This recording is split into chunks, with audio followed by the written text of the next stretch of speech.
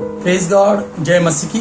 आज का जो भक्तिपूर्ण संदेश है उसका शीर्षक है प्रभु में आनंद। आइए एक वचन की तरफ बढ़ते हैं। फिलिप्पियों की पत्री 3 अध्याय वचन 1। इसलिए हे मेरे भाइयों, प्रभु में आनंदित रहो। वे ही बातें तुमको बार बार लिखने में मुझे तो कोई कष्ट नहीं होता और इसमें तुम्हारी कुशलता है।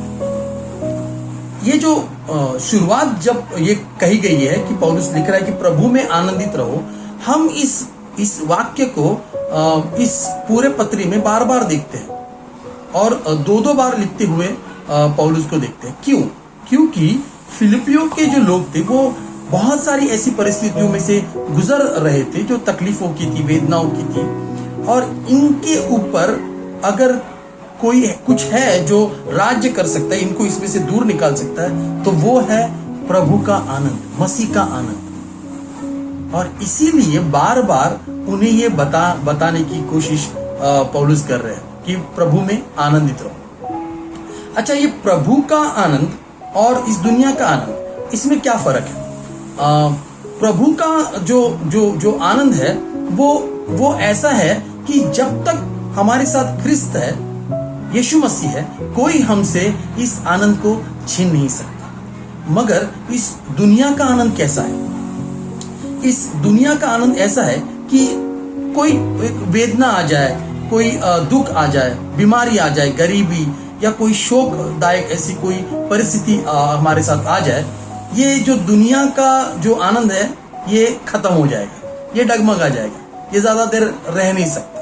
ये सारी चीजें उसके ऊपर, उस आनंद के ऊपर वर्चस्व करती है। लेकिन मसीह का जो आनंद है वो इन सारे चीजों के ऊपर राज करता है। हमें और एक मसीही जानता है कि इसका मूल्य जानता है कि इसी में सच्चा आनंद मिलता है।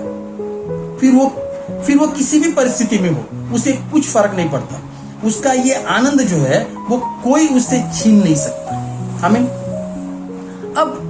अब जब बात आती है कि ये आनंद को हम कैसे महसूस करें, क्या ऐसा कोई इंसान हमने देखा है या सबूत के तौर पर कि जिससे हमको पता चले कि हाँ, इसने तकलीफ के वक्त इस आनंद को दिखाया है?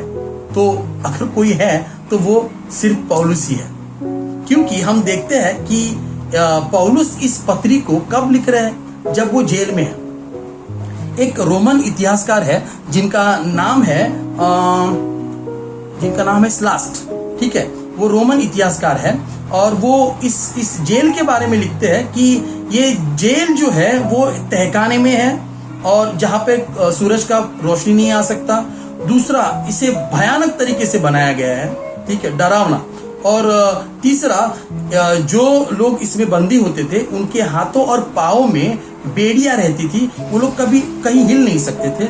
और चौथी बात, ये जहाँ पे होते थे उनके नजदीक से एक गंदा नाला बहता था जिसकी बदबू 24 घंटे इनके साथ रहती थी। ये जो वर्णन मैं आपको क्यों कह रहा हूँ, हमको इससे ये पता चलता है कि पौलुस इतनी सारी तकलीफों में है मगर फिर भी वो हमें कह रहा है कि प्रभु में आनंदित रहो। ये कैसे हो सकता है? जबकि ये बात बाहरी लोगों को पौलुस को बतानी चाहिए कि तुम डरो मत, प्रभु का आनंद तुम्हारे साथ है। मगर यहाँ पर उल्टा ही हो रहा है। खुद पौलुस बाहरी लोगों को, जो आजाद है, उन लोगों को ये बंदी कह रहा है कि प्रभु में आनंदित रहो। क्यों? क्योंकि उसने इस आनंद को खुद महसूस किया है। वो जानता है इसका मूल्य, वो जानता है कि वो इन सारी तकलीफों के ऊपर है। मुझे इन तकलीफों का आभास भी होने नहीं देता। ऐसा ये प्रभु का आनंद है। और वो चाहता है, सिर्फ फिलिपियों के लोगों को ही नहीं, वो चाहता है कि हम भी इस आनंद को समझे, इस आनंद को पाए और इसमें आगे बढ़े, ताकि कुछ भी हमको, हमारे साथ कोई भी तकलीफें आए, वो हम पर राज नहीं कर सकते जब तक कि मसीह का आनंद हमारे साथ है। हमें और एक वाक्य में कहूंगा कि अगर हमको इन सारी चीजों से, इन सारी निराशाओं से अगर मुक्ति पानी है तो वो केवल मसीह का आनंद ही दे सकता है। मगर उसके लिए हमें मसीह की ओर ध्यान देना पड़ेगा। और हम कैसे मसीह की ओर ध्यान दें? तो बाइबल के जरिए हमको परमेश्वर के वचनों को पढ़ना पड़ेगा, हमको परमेश्वर के वचनों का अध्ययन करना पड़ेगा और उनके ऊपर चलना पड़ेगा। अपनी जिंदगी में इन वचनों को लागू करना होगा, तभी हम परमेश्वर के इस आनंद को महसूस कर सकते हैं, अनुभव कर सकते हैं। आमीन। Thank you. God bless you.